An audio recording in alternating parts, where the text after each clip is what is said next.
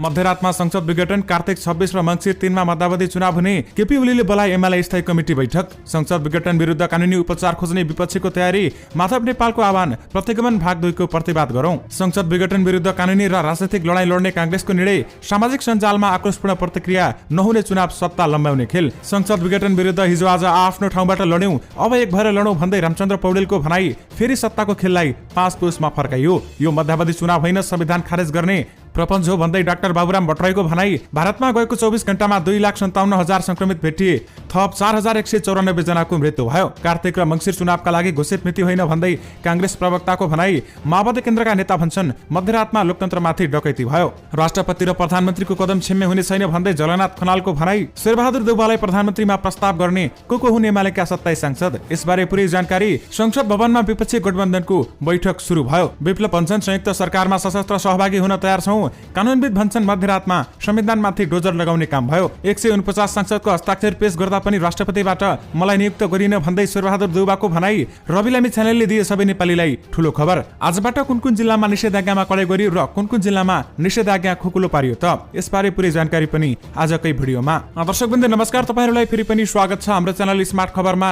दैनिकी जस्तै तपाईहरुमा देश तथा विदेशका केही महत्त्वपूर्ण अनि मुख्य समाचारहरू लिएर तपाईहरुमा उपस्थित भइसकेका छौं। हाम्रो मेहनतको लागि तपाईहरुले यो भिडियोलाई एउटा सानो लाइक गरी सक्दो शेयर गर्न भने नबिर्सिनु होला। त्यसैगरी यदि तपाईहरुले अहिलेसम्म हाम्रो च्यानल स्मार्ट खबरलाई सब्स्क्राइब गर्नु भएको छैन भने सब्स्क्राइब गर्नु होला, साथै छेउमा रहेको बेल घण्टीमा क्लिक गरी अलमा क्लिक गर्न पनि नबिर्सिनु होला। आउनुस् आजको पहिलो समाचारतर्फ लागौं। दर्शकवृन्द, मन्त्री परिषदको सिफारिसमा राष्ट्रपति विद्यादेवी भण्डारीले मध्यरातमा प्रतिनिधि सभा विघटन गरेर मध्यावधि चुनाव घोषणा गरेकी छिन्। तपाईहरुले साँचो सुन्नुभयो। प्रतिनिधि सभा सदस्यका लागि चुनाव कार्तिक 26 र मङ्सिर 3 गतेका लागि 2 चरणमा हुने बताइएको छ। त्यसैगरी मध्यरातमा बसेको मन्त्री परिषद बैठकले संविधानको धारा 76 को 7 अनुसार प्रतिनिधि सभा भंग गरी मध्यावधि घोषणा गर्न राष्ट्रपति समक्ष सिफारिस गर्ने निर्णय समेत गरेको थियो। धारा 76 को 7 मा भनिएको छ, उपधारा 5 बमोजिम नियुक्त प्रधानमन्त्रीले विश्वासको मत प्राप्त गर्न नसकेमा वा प्रधानमन्त्री नियुक्त हुन नसकेमा प्रधानमन्त्रीको सिफारिसमा राष्ट्रपतिले प्रतिनिधि सभा विघटन गरी 6 महिनाभित्र अर्को प्रतिनिधि सभाको निर्वाचन सम्पन्न हुने गरी निर्वाचनको मिति तोक्नेछ। संसद भंग गर्नु अघि राष्ट्रपति भण्डारीले प्रधानमन्त्री नियुक्तिका लागि केपी ओली र नेपाली कांग्रेसका सभापति शेरबहादुर देउवाले गरेको दाबी अस्वीकार गरेकी थिइन्। दुवैको समर्थकता भनिएका सांसदहरू एकअर्कामा दोहोरो परेको, दलको निर्णय विपरीत एकले अर्कालाई समर्थन गरेको र सम्बन्धित दलले मान नदिन लेखेर आएको भन्दै राष्ट्रपतिले दुवैको दाबी नपुग्ने निर्णय गरेकी थिइन्। विशेष गरी मध्यरातमा संसद विघटन गरिएको छ भने कार्तिक 26 र मङ्सिर 3 मा मध्यावधि चुनाव हुने बताइएको छ। आउनुस् अब अर्को समाचारतर्फ लागौं। दर्शकवृन्द, नेकपा एमालेका वरिष्ठ नेता माधव नेपाल पक्षका 27 जना सांसदले नेपाली कांग्रेसका सभापति शेरबहादुर देउवालाई प्रधानमन्त्री बनाउने पक्षमा हस्ताक्षर गरेका थिए। आखिर ती 27 सांसदहरू को हुन् त? आउनुस् तपाईहरुलाई यसबारेमा पनि केही जानकारी दिउँ। दर्शकवृन्द, पहिलो नम्बरमा रहेका छन् माधव नेपाल, जलनाथ खनाल, पवित्रा निरौला खरेल, भवानी खापुङ, यज्ञराज सुनुवार, गणेश पहाडे, विरोध खतिवडा, कृष्णलाल महर्जन, योगेश पट्टराई, जीवनराम श्रेष्ठ, नारायण खतिवडा, घनश्याम भुषाल, गोकर्ण विष्ट, सोमप्रसाद पाण्डे, मेटमणि चौधरी, झपट रावल, भीमबहादुर रावल, दीपप्रकाश भट्ट, सुरेन्द्र पाण्डे, रामकुमारी झाँक्री, सरला यादव, पुष्पा कुमारी कर्ण, कल्याणी खड्का, निरादेवी जैरू, कलिना खान, लक्ष्मी कुमारी चौधरी र मुकुन्द न्युपाने रहेका छन्। यी एमालेका 27 सांसदले शेरबहादुर देउवालाई प्रधानमन्त्रीमा प्रस्ताव गर्न हस्ताक्षर गरेका थिए। आउनुस् अब अर्को समाचारतर्फ लागौं।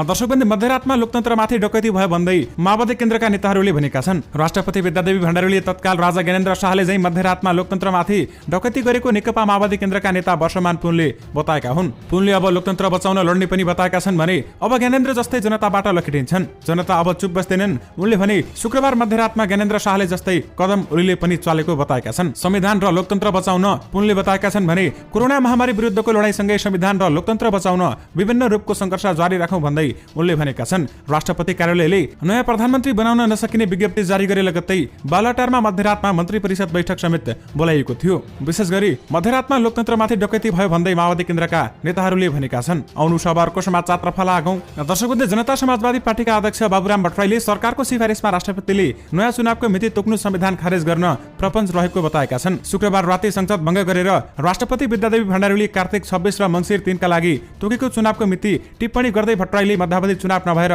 संघीय लोकतान्त्रिक गणतन्त्र र संविधान खारेज गर्ने प्रपञ्च रहेको समेत बताएका हुन्। भित्री र बाहिरी प्रतिगामी शक्तिहरूको षड्यन्त्र र सेटिङमा पुस 5 मा जुन अलोकतान्त्रिक असंवैधानिक प्रतिक्रान्तिकारी हरकत सुरु भएको थियो त्यसैको कडी हो यो विद्या कुकर्म, उनले ट्विटरमा लेखेका छन्। यो कुनै मध्यावधि चुनाव होइन, संघीय लोकतान्त्रिक गणतन्त्र र संविधान खारेज गर्ने प्रपञ्च हो, एकजुट हौं, प्रतिवाद गरौं भन्दै उनले लेखेका छन्। विशेष गरी यो मध्यावधि चुनाव होइन संविधान खारेज गर्ने प्रपञ्च भन्दै डाक्टर बाबुराम भट्टराईले भनेका छन्। आउनु सभा अर्को समाचार तर्फ लागौं। दर्शकबन्धु, यसमा संविधानविदहरूले पनि आफ्नो प्रतिक्रिया दिएका छन्। कानुनविदहरूले प्रधानमन्त्री र राष्ट्रपतिले मध्यरातमा संविधानमाथि डोजर लगाउने काम गरेको प्रतिक्रिया दिएका छन्। प्रधानमन्त्री केपी शर्मा ओलीको सिफारिसमा राष्ट्रपति विद्या भण्डारीले शुक्रबार राति प्रतिनिधि सभा भङ्ग गर्दै मध्यावधि निर्वाचनमा जाने घोषणा गरेपछि उनीहरूले यस्तो प्रतिक्रिया दिएका हुन्। संविधानको धारा 76 को 3 बमोजिम प्रधानमन्त्री संसदमा नगई राष्ट्रपतिकोमा जानु नै संविधान विपरीत भएको वरिष्ठ अधिवक्ता शम्भु थापाले बताउनु भएको छ। संसद फेस गरेर विश्वासको मत लिन नसक्ने अवस्था भएपछि राष्ट्रपतिकोमा गएर प्रधानमन्त्रीले संविधानको धज्जी उडाएको भन्दै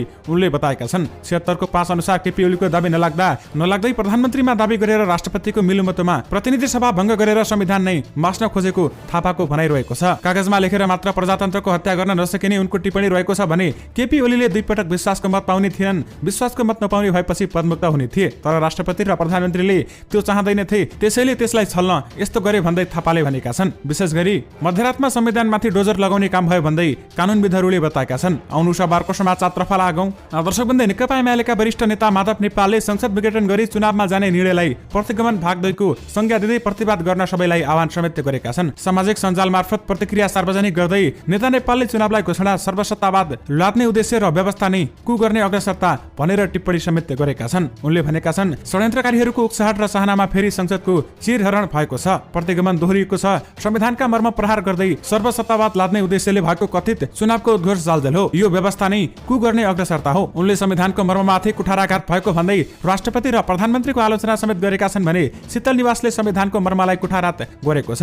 यो प्रतिगमन भाग 2 हो। नेता नेपाल भन्छन्, केपी ओलीको यो कदमको भर्त्सना गर्दछु, यसको प्रतिवाद डटेर गर्न आह्वान समेत गर्दछु भन्दै उनले भनेका छन्। विशेष गरी प्रतिगमन भाग 2 को प्रतिवाद गरौं भन्दै माधव नेपालले सबैलाई आह्वान गरेका छन्। आउनु सभाको समाचार तर्फ लागौं। दर्शकबन्धु, विपक्षी गठबन्धनले संसद विघटन विरुद्ध कानुनी उपचार खोज्ने तयारी गरेको छ। त्यसबारे छलफल गर्न गठबन्धनमा आबद्ध दलका नेताहरूको संयुक्त बैठक आज बसेको छ। बिहान 11 बजे संसद भवनको लोकसे हलमा बोलाइएको बैठकमा संसद विघटनको निर्णय विरुद्ध चल्ने कदमबारे छलफल भएको बताइएको छ। गठबन्धनमा आबद्ध राष्ट्रिय जनमोर्चाकी नेत्री एवं प्रतिनिधि सभा सदस्य दुर्गा पौडेलले भनिन्, बैठकमा कानुनी उपचार खोज्ने विषयमा केन्द्रित गर्ने विषयमा छलफल गर्ने तयारी रहेको छ। शुक्रबार विपक्षी गठबन्धनले 149 सांसदको हस्ताक्षर सहित वैकल्पिक प्रधानमन्त्रीको रूपमा कांग्रेस संसदीय दलका नेता शेरबहादुर देउवालाई अघि सारेको थियो। प्रधानमन्त्री केपी शर्मा ओलीले पनि आफूलाई 153 सांसदको समर्थन रहेको भन्दै प्रधानमन्त्रीमा दाबी पेश गरेका थिए। तर राष्ट्रपति विद्यादेवी भण्डारीले दुवैको दाबी नपुगेको भन्दै मध्यराती संसद विघटन गरी कार्तिक अन्तिम साता र मङ्सिर पहिलो सातामा चुनावको मिति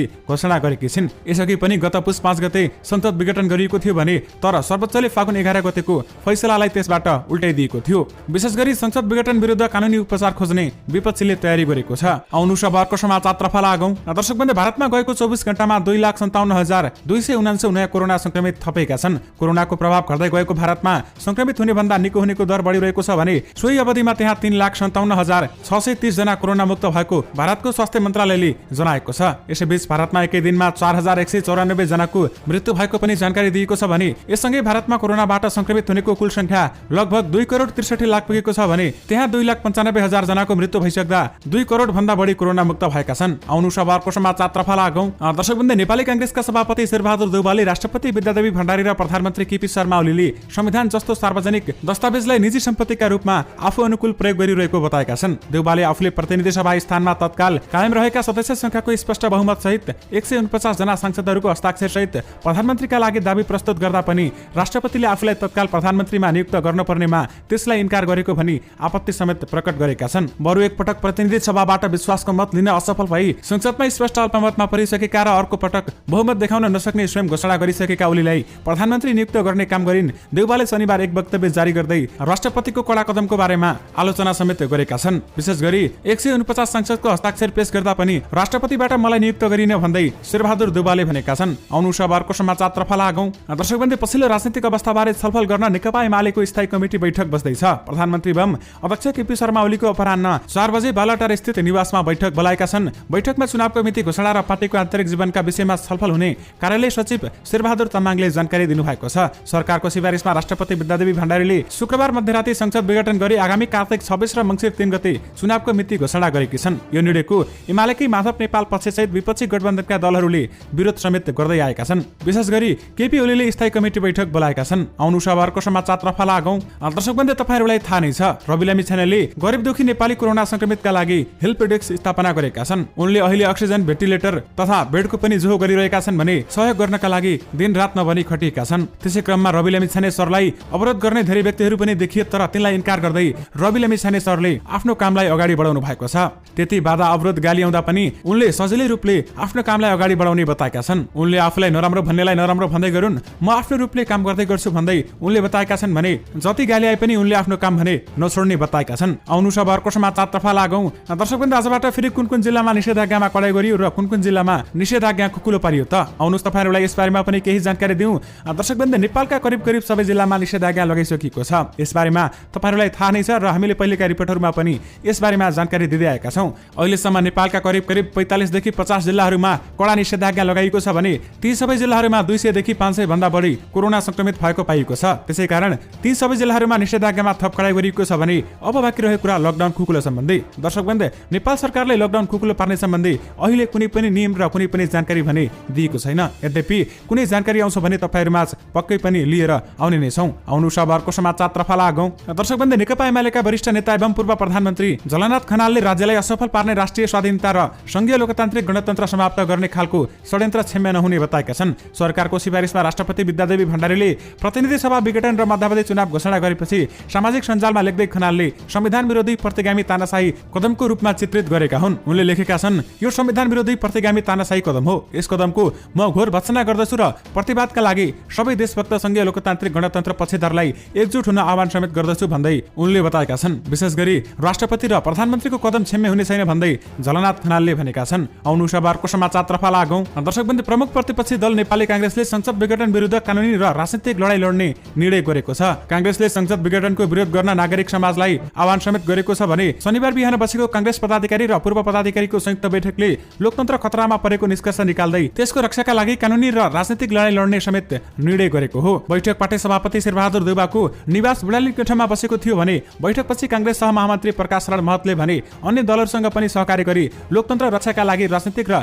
कानुनी लडाई लड्छौं भन्दै उनले बताएका छन्। पार्टी सभापति शेरबहादुर देउवाले बहुमतको संसदहरूको हस्ताक्षर सहित प्रधानमन्त्रीमा दाबी गर्दै दाबी नपुगेको भनेर संसद विघटन गर्नु अलोकतान्त्रिक र षड्यन्त्रपूर्ण भएको कांग्रेसको ठहर रहेको छ। त्यसको विरोध गर्न कांग्रेसले नागरिक समाजलाई अपील समेत गरेको छ। त्यसैगरी कांग्रेसका प्रवक्ता विश्वप्रकाश शर्माले भने कार्तिक र मंसिर चुनावका लागि घोषित मिति नभएको बताएका छन् भने सर्वोच्चले बदर नगरिदिएको भए वैशाखको मध्यावधि कोरोना संक्रमणको दोस्रो लहर चपेटामा पर्थे। उनले भने महामारीको तेस्रो लहरको आकलन सुरु भएको बेलामा कार्तिक र मंसिर चुनावका लागि घोषित मिति होइन भन्दै उनले बताएका छन्। विशेष गरी संसद विघटन विरुद्ध कानुनी र राजनीतिक लडाई लड्ने कांग्रेसले निर्णय गरेको छ। आउनु सभाको समाचारतर्फ लागौं। दर्शकवृन्द, भूमिगत राजनीतिक त्यागी केही महिना पहिले खुला राजनीतिमा आएका नेपाल कम्युनिस्ट पार्टी नेपाका महासचिव मित्रविक्रम चन्द्र विप्लवले आफ्नो पार्टी सशस्त्र सरकारमा सहभागी हुन तयार रहेको बताएका छन्। उनले जनमत संग्रहका लागि राजनीतिक पार्टीहरू तयार हुने हो भने त्यसका लागि आफ्नो पार्टी संयुक्त सरकार बनाएर निकासका लागि सहकारी गर्न तयार रहेको बताएका छन्। राज्यको संकटलाई उचित निकास दिन संसदीय पार्टी नेता र सरकार असफल भएपछि यसको जिम्मा प्रत्यक्ष जनतालाई प्रदान गर्नुपर्छ। त्यो भनेको आजको विशिष्ट स्थितिमा वैज्ञानिक समाजवाद र दलाल पुँजीवाद रोज्ने अधिकार जनमत संग्रहद्वारा जनतालाई प्रदान गर्नुपर्छ। विप्लवले शनिबार एक वक्तव्य जारी गर्दै भनेका छन्, जनमत संग्रहका लागि राजनीतिक पार्टीहरू तयार हुने भने त्यसका लागि हाम्रो पार्टी संयुक्त सरकार बनाएर निकासका लागि सहकारी गर्न तयार रहेको स्पष्ट गर्दछौं भन्दै उनले बताएका छन्। विशेष गरी संयुक्त सरकारमा सशस्त्र सहभागी हुन तयार छौं भन्दै विप्लवले भनेका छन्। आउनु सभाको समाचारतर्फ लागौं। दर्शकवृन्द, संसद विघटन विरुद्ध हिजो आज आफ्नो ठाउँबाट लड्यौं, अब एक भएर लडौं भन्दै रामचन्द्र पौडेलले भनेका छन्। उनले भनेका छन्, हिजो आज जसरी यो प्रतिनिधि सभा विघटनको विरुद्ध जसरी एक भएका थियौं, हिजो सबैले आफ्नो पार्टीको ठाउँबाट काम गरेका थिए। अब सम्मिलित रूपले काम गर्नुपर्छ, सम्मिलित रूपले अगाडि बढ्नुपर्छ। अब अदालत जानुपर्छ र यो संविधान बचाउने काममा कांग्रेस अग्रसर रहनुपर्छ भन्दै उनले भनेका छन्। चुनावमा गए पनि त्यही कुरा दोहोरिने होइन, त्यही मान्छे आउने होइनन्, त्यही प्रवृत्ति दोहोरिने होइन। म यो प्रवृत्तिको अन्त्य चाहन्छु। प्रवृत्तिको अन्त्य गर्नका लागि कम्बर कस्नुपर्छ एकपटक, आफै मात्र सबै थोक भन्ने प्रवृत्तिबाट देशलाई मुक्त गराउनका लागि हामी सबै स्वच्छ मनले अग्रसर हुनुपर्छ भन्दै उनले बताएका छन्।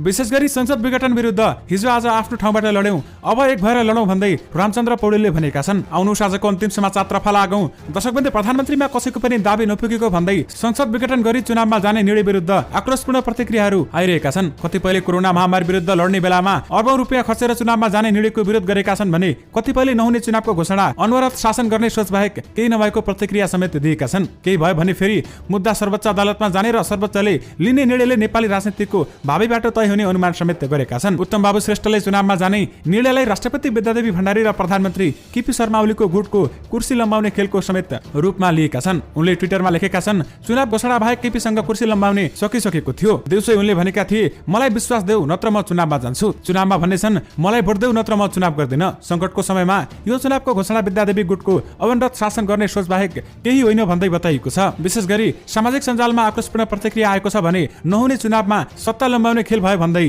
बताइएको छ। दर्शकवृन्द, योसँगै तपाईँहरू माझ आजका सबै मुख्य समाचारहरू राखिसकेका छौँ। फेरि पनि तपाईँहरू माझ नयाँ रिपोर्टहरूको साथमा उपस्थित हुने नै छौँ। अहिलेलाई भने मलाई बिदा दिनुहोस्। नमस्कार।